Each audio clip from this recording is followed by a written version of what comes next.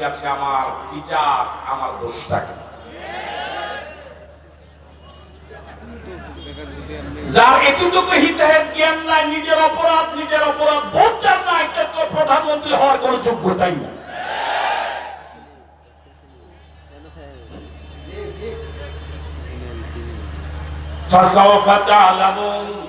যখন জবাব দেওয়া শুরু করব, যখন কথা বলা শুরু করব, যখন জবাব দেওয়া শুরু করব, ফাসাউফা তা'লামুন, চিরে টের পাবা, মাইয়াতিহি আযাবুন ইউখজি, অপমানজনক আযাব কার জন্য প্রযোজ্য।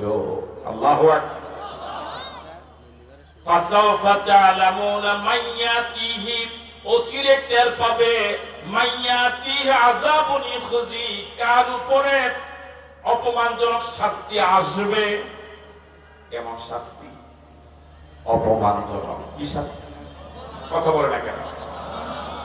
আপনি কি একটু কল্পনা করেছেন কি মনের মাধুরী মিশিয়ে গণভবনকে সাজানো হয়েছিল চমৎকার ভাবে, 41 সালকে টার্গেট করে। আর সেই মনের মাধুরী দিয়ে সাজানো গণভবনের মাছ একজনে নিয়ে যায়, ফুলকপি আরেকজনে নিয়ে যায়, পাঙ্গাস মাছ একজনে, ফ্রিজ খুলে আরেকজনে, রাজহাঁস নিয়ে যায় করে করে আবার অন্য কেউ। এটাকে ইজ্জতের না অপমান?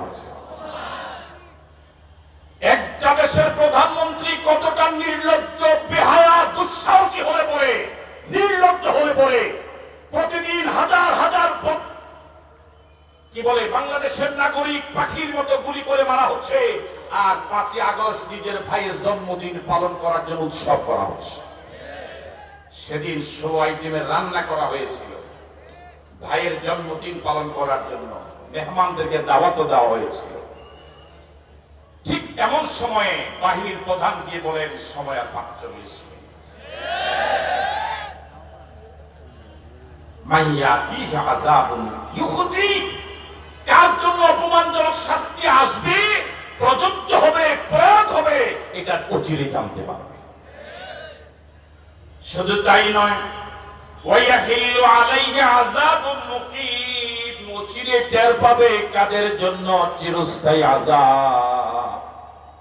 এটা তো দুনিয়ার সামগ্রিক সামান্য আযাব, এদের জন্য পরকালে চিরস্থায়ী আযাব অপেক্ষমান। সুতরাং দুনিয়াও বরবাদ, আখিরাতও বরবাদ। প্রিয় কলিজার টুকরা যুবকদেরকে বিনয়ের সাথে বলি, এমন দল কেন করো যে দলে গেলে আল্লাহু আকবার মিছিল দেওয়া যায় না?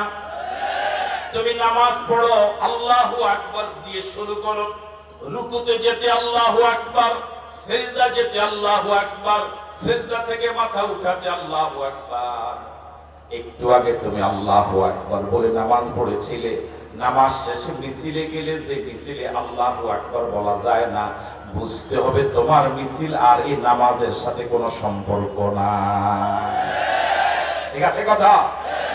সুতরাং এমন মিছিলে মুসলমানের সন্তান যেতে পারে না, যে মিছিলে গেলে, মিটিংয়ে গেলে, সমাবেশে গেলে, দল করলে নবীর আদর্শের কর্মী হতে বলা হয় না, নেতা নেত্রীর আদর্শের কর্মী হতে বলে।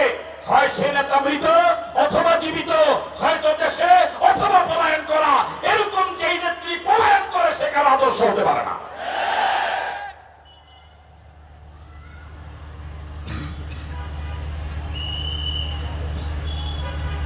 ফাসাউফা তা'লামুন মাইয়াতিহি আযাবুন ইউখজিহি ওয়া ইয়াহিল্লু আলাইহি আযাবুন মুকিম হাত্তা ইযা জাআ আমরুনা। কিস্তি বানানো শেষ, এখন কি আসা দরকার?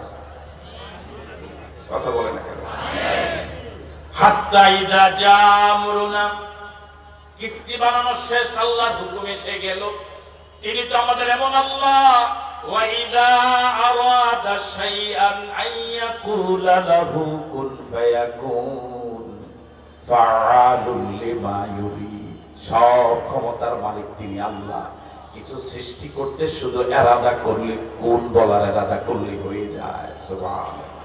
এমন আল্লাহর গোলাম হতে পেরে খুশি না বেজার?